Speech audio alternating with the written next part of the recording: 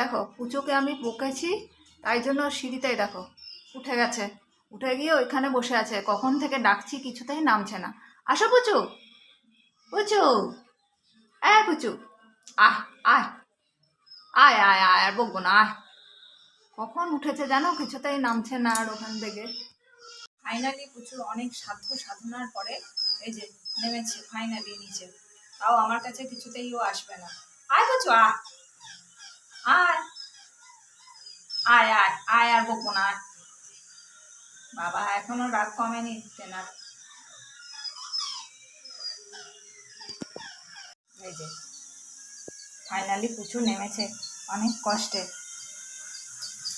অনেক রাগ হয়েছে, অনেক মান অভিমান করে এখন পুচু নিচে নেমেছে। দিয়ে যে অপাট করে বেড়াচ্ছে এবার নেমে।